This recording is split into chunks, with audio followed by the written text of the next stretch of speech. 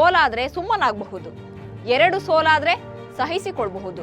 ಆದ್ರೆ 1, 2, 3, 4 ಅಂತ ಮುಗ್ಗರಿಸುತ್ತಲೇ ಹೋದ್ರೆ ಮನ್ನಿಸೋದಾದ್ರೂ ಹೇಗೆ ಹೇಳಿ? ಆರ್ಸಿಬಿ ಅಂತ ಜೀವೋ ಬಿಡೋ ಫ್ಯಾನ್ಸ್ ಇದ್ರು ಪ್ಲೇಯರ್ಸ್ ಮಾತ್ರ ಅಟ್ಟರ್ ಫ್ಲಾಪ್ ಪರ್ಫಾರ್ಮೆನ್ಸ್ ನೀಡ್ತಿದ್ದಾರೆ. ಇವತ್ತು ಗೆಲ್ತಾರೇನೋ ಇಲ್ಲ ಇವತ್ತು ಗೆಲ್ತಾರೇನೋ ಅಂತ ಕಾಯ ಅಭಿಮಾನಿಗಳು ಇದೀಗ ರಾಯಲ್ ಚಾಲೆಂಜರ್ಸ್ ಬೆಂಗಳೂರು ತಂಡದ ವಿರುದ್ಧ ಸಿಡಿದೆದ್ದಿದ್ದಾರೆ. ಕ್ಯಾಪ್ಟನ್ ಆದ್ರೂ ಫ್ಲಾಪ್ ಶೋ ಕೊಡ್ತಿರೋ ಫಾಫ್ ವಿರುದ್ಧ ಕಿಡಿಕಾರ್ತಿದ್ದಾರೆ. ಮ್ಯಾನೇಜ್ಮೆಂಟ್ಗೆ ಸಾಲು ಪ್ರಶ್ನೆಗಳನ್ನ ಮುಂದಿಟ್ಟಿದ್ದಾರೆ. ಆರ್ಸಿಬಿ ಫ್ಯಾನ್ಸ್ ಸಿಟ್ಟಿಗೆ ಕಾರಣಗಳೇನು? ಆರ್ಸಿಬಿ ಫ್ರಾಂಚೈಸಿಗೆ ಕೇಳಿರೋ ಪ್ರಶ್ನೆಗಳೇನು? ಕ್ಯಾಪ್ಟನ್ ಚೇಂಜ್ ಮಾಡ್ತಾರಾ? ಕೊಹ್ಲಿ ಮುನಿಸಿಕೊಂಡು ಟೀಮ್ ಬಿಟ್ಟು ಹೋದ್ರ? ಈ ಬಗ್ಗೆ ಹೇಳ್ತೇನೆ. ನಾನು ಶಾಂತ. ನೀವು ಸುದ್ದಿ ಅನ್ನದ ಸಬ್ಸ್ಕ್ರೈಬರ್ ಆಗೋದಕ್ಕೆ ಮರಿಬೇಡಿ.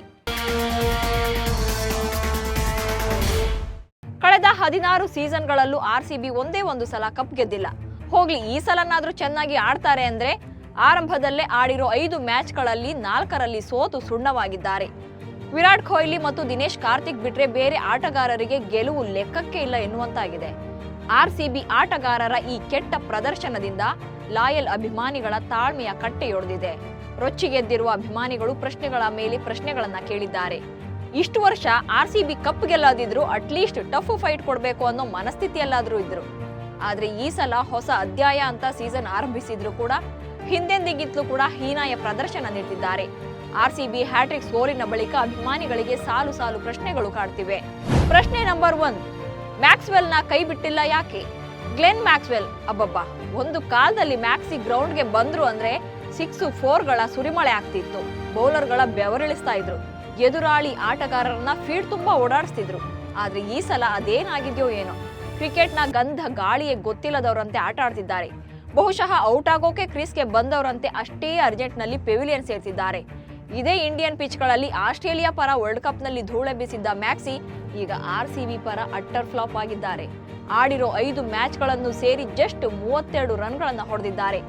ಬಹುಶಃ ನಮ್ಮ ಗಲ್ಲಿ ಕ್ರಿಕೆಟರ್ಸ್ಗೇನಾದ್ರೂ ಐಪಿಎಲ್ನಲ್ಲಿ ಚಾನ್ಸ್ ಕೊಟ್ಟಿದ್ರೆ ಒಂದೇ ಮ್ಯಾಚ್ನಲ್ಲಿ ಇದಕ್ಕಿಂತ ಜಾಸ್ತಿನೇ ರನ್ ಬಾರಿಸ್ತಾ ಇದ್ರು. ಅಷ್ಟು ಹೀನಾಯ ರೀತಿಯಲ್ಲಿ ಮ್ಯಾಕ್ಸಿ ವಿಕೆಟ್ ಒಪ್ಪಿಸಿದ್ದಾರೆ. ಆದ್ರೂ ಪ್ಲೇಯಿಂಗ್ 11ನಲ್ಲಿ ಚಾನ್ಸ್ ಸಿಕ್ಕಿರೋದು ಯಾಕೆ ಅನ್ನೋದೇ ಅರ್ಥವಾಗ್ತಿಲ್ಲ. ಮೊದಲು ಈ ಮ್ಯಾಕ್ಸಿನ ಟೀಮ್ನಿಂದ ಹೊರಗಿಡಿ ಎಂದು ಫ್ಯಾನ್ಸ್ ರೊಚ್ಚಿಗೆದ್ದಿದ್ದಾರೆ.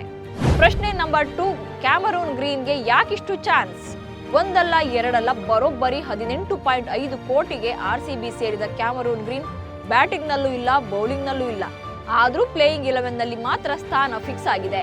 ಆಡಿರೋ 5 ಪಂದ್ಯಗಳಿಂದ 68 ರನ್ ಗಳಿಸಿರೋ ಗ್ರೀನ್ ಬೌಲಿಂಗ್ ನಲ್ಲಿ 9.40 ಎಕಾನಮಿಯಲ್ಲಿ ಉದಾರವಾಗಿ ರನ್ ಬಿಟ್ಟು ಕೊಡ್ತಿದ್ದಾರೆ. ಆದ್ರೂ ಆರ್ಸಿಬಿ ಮ್ಯಾನೇಜ್ಮೆಂಟ್ ಗ್ರೀನ್ಗೆ ಚಾನ್ಸ್ ಕೊಡ್ತಿರೋದೇಕೆ ಅನ್ನೋದೇ $1 ಮಿಲಿಯನ್ ಪ್ರಶ್ನೆಯಾಗಿದೆ. ಪ್ರಶ್ನೆ ನಂಬರ್ 3, ವೈಶಾಖ್ ವಿಜಯ್ ಕುಮಾರ್ ಚೆನ್ನಾಗಿ ಆಡಿದ್ದೇ ತಪ್ಪ? ಆರ್ಸಿಬಿ ತಂಡ ಮೊದಲಿಂದಲೂ ಕನ್ನಡಿಗರಿಗೆ ಚಾನ್ಸ್ ಕೊಡಲ್ಲ ಅನ್ನೋ ಅಪವಾದ ಇದೆ. ನಮ್ಮ ಕನ್ನಡಿಗರು ಬೇರೆ ಟೀಮ್ಗಳಲ್ಲಿ ಧೂಳೆಬ್ಬಿಸಿ ಟ್ರೋಫಿ ತಂದು ಕೊಟ್ಟರೂ ಕೂಡ ಆರ್ಸಿಬಿಯಲ್ಲಿ ಮಾತ್ರ ಚಾನ್ಸ್ ಕೊಡಲ್ಲ. ಈ ಸೀಸನ್ನಲ್ಲಿ ಬೆಂಗಳೂರು ತಂಡದಲ್ಲಿರೋ ಕನ್ನಡಿಗ ವೈಶಾಖ್ ವಿಜಯ್ ಕುಮಾರ್ ಸಿಕ್ಕ ಒಂದು ಅವಕಾಶದಲ್ಲಿ ಎಕನಾಮಿಕಲ್ ಪರ್ಫಾರ್ಮೆನ್ಸ್ ಅನ್ನ ನೀಡಿದ್ರು. 4 ಓವರ್ಗಳಲ್ಲಿ 23 ರನ್ ಕೊಟ್ಟು 1 ವಿಕೆಟ್ ಕೂಡ ಉರುಳಿಸಿದ್ರು. ಆದ್ರೆ ಆ ಬಳಿಕ ವೈಶಾಖ್ಗೆ ಅವಕಾಶ ಸಿಕ್ಕೇ ಇಲ್ಲ. ಮೋಸ್ಟ್ಲಿ ವೈಶಾಖ್ ಉತ್ತಮ ಪ್ರದರ್ಶನ ನೀಡಿದ್ದೇ ತಪ್ಪಾಯ್ತು ಅನ್ಸುತ್ತೆ. ಅಕಸ್ಮಾತ್ ವೈಶಾಖ್ಗೆ ಚಾನ್ಸ್ ಕೊಟ್ಟು ಮ್ಯಾಚ್ ಗೆಲ್ಲಿಸಿ ಬಿಟ್ರೆ ಆರ್ಸಿಬಿ ಪ್ಲೇ ಆಫ್ಗೆ ಹೋಗ್ಬೇಕಾಗುತ್ತೆ, ಮತ್ತೆ ಎಕ್ಸ್ಟ್ರಾ ಮ್ಯಾಚ್ ಆಡ್ಬೇಕಾಗುತ್ತೆ ಅನ್ನೋ ಭಯ ಕಾಡ್ತಿರಬಹುದು ಎಂದು ಅಭಿಮಾನಿಗಳು ಮ್ಯಾನೇಜ್ಮೆಂಟ್ ಕಾಲೆಳಿತಾ ಇದ್ದಾರೆ. ಪ್ರಶ್ನೆ number 4, Will Jacks Karan Sharma ಬೆಂಚ್ಗೆ ಸೀಮಿತನಾ? ಸದ್ಯ ಆರ್ಸಿಬಿ ಅಭಿಮಾನಿಗಳನ್ನ ಕಾಡ್ತಿರೋ ಪ್ರಮುಖವಾದ ಪ್ರಶ್ನೆ ಇದು.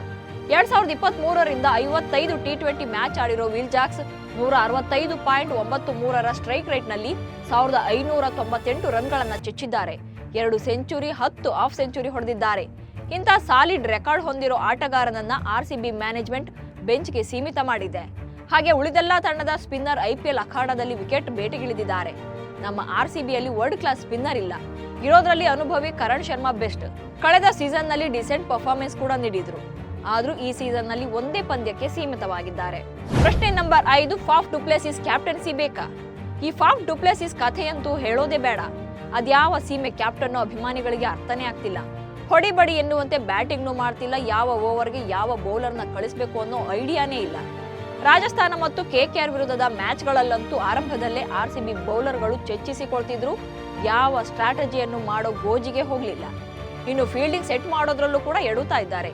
ಇದೇ ಕಾರಣಕ್ಕೆ ರಾಜಸ್ಥಾನ್ ವಿರುದ್ಧದ ಪಂದ್ಯದಲ್ಲಿ ಕಿಂಗ್ ಕೊಹ್ಲಿ ಮತ್ತು ಫಾಫ್ ನಡುವೆ ಫೀಲ್ಡ್ ನಲ್ಲೇ ಕಿರಿಕಾಗಿತ್ತು. ಕೊಹ್ಲಿ ಎಷ್ಟೇ ಹೇಳಿದ್ರು ತಮ್ಮ ನಿರ್ಧಾರದಲ್ಲಿ ಬದಲಾವಣೆ ಮಾಡಿರಲಿಲ್ಲ ಕ್ಯಾಪ್ಟನ್.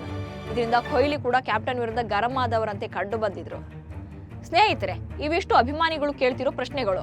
ಈಗಾಗಲೇ 5ರಲ್ಲಿ 4 ಪಂದ್ಯಗಳನ್ನು ಸೋತಿರುವ ಆರ್ಸಿಬಿಗೆ ಮುಂದಿನ 9 ಪಂದ್ಯಗಳು ಕೂಡ ನಾಕೌಟ್ನಂತೆಯೇ ಇವೆ.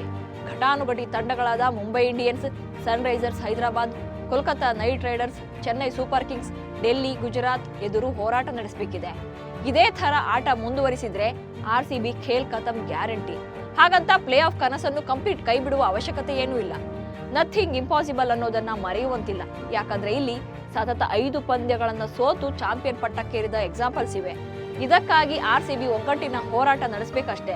ಬ್ಯಾಟಿಂಗು, ಬೌಲಿಂಗು, ಫೀಲ್ಡಿಂಗ್ ನಲ್ಲಿ ಅಗ್ರೆಸಿವ್ ಆಟ ಆಡಿದಾಗ ಪ್ಲೇ ಆಫ್ ತಲುಪೋದು ಕಷ್ಟವೇನೂ ಅಲ್ಲ. ಆದ್ರೆ ಸದ್ಯಕ್ಕಂತೂ ವಿರಾಟ್ ಕೊಹ್ಲಿ ಒಬ್ಬರೇ ಆರ್ಸಿಬಿಗಾಗಿ ಲಾಯಲ್ ಆಗಿ ಆಡ್ತಾ ಇದ್ದಾರೆ. ರಾಜಸ್ಥಾನ ವಿರುದ್ಧ ಶತಕವನ್ನೂ ಬಾರಿಸಿದ್ರು, ಆದ್ರೂ ಟೀಮ್ ಗೆಲ್ಲಿಲ್ಲ. ಬಳಿಕ ತುಂಬಾ ಅಭಿಮಾನಿಗಳು ವಿರಾಟ್ ಕೊಹ್ಲಿ ಅವರಿಗೆ ಆರ್ಸಿಬಿ ಟೀಮ್ ಬಿಡುವಂತೆ ಸಲಹೆ ನೀಡಿದ್ರು. ನೀವು ಎಷ್ಟೇ ಹೋರಾಟ ಮಾಡಿದ್ರು ಟೀಮ್ ಪ್ಲೇಯರ್ಸ್ ಸಪೋರ್ಟ್ ಸಿಗಲ್ಲ. ಸೆಂಚುರಿ ಹೊಡೆದ್ರು ಟೀಮ್ ಗೆದ್ದಿಲ್ಲ ಅಂದ್ರೆ ಪ್ರಯೋಜನ ಏನು? ಮುಂದಿನ ಸೀಸನ್ ನಿಂದ ಬೇರೆ ಟೀಮ್ಗೆ ಆಡಿ ಅಂತ ಸಜೆಷನ್ ನೀಡಿದ್ರು. ಒಟ್ನಲ್ಲಿ ಇಷ್ಟು ದಿನ ಲಾಯಲ್ ಅಭಿಮಾನಿಗಳ ಪ್ರೀತಿ, ಅಭಿಮಾನ ಹ್ಯಾಟ್ರಿಕ್ ಸೋಲಿನ ಬಳಿಕ ಆಕ್ರೋಶವಾಗಿ ಬದಲಾಗಿದೆ. ಟೀಮ್ನಲ್ಲಿ ಬದಲಾವಣೆ ಮಾಡುವಂತೆ ಸಲಹೆ ನೀಡ್ತಿದ್ದಾರೆ. ಆದ್ರೆ ಇನ್ನಾದ್ರೂ ಆರ್ಸಿಬಿ ಮ್ಯಾನೇಜ್ಮೆಂಟ್ ಎಚ್ಚೆತ್ತುಕೊಳ್ಳುತ್ತೋ ಇಲ್ಲ ಮತ್ತದೇ ಬಂದ ಪುಟ್ಟ ಹೋದ ಪುಟ್ಟ ಅಂತ players crease to pavilion parade ನಡೆಸ್ತಾರೋ ನೋಡ್ಬೇಕು. ಆರ್ಸಿಬಿ ಆಟಗಾರರ ವೈಫಲ್ಯ ಮತ್ತು ಆಗ್ಬೇಕಾಗಿರೋ ಬದಲಾವಣೆಗಳ ಬಗ್ಗೆ ನಿಮ್ಮ ಒಪಿನಿಯನ್ ಅನ್ನ ಕಮೆಂಟ್ ಮೂಲಕ ತಿಳಿಸಿ. ನಮಸ್ಕಾರ.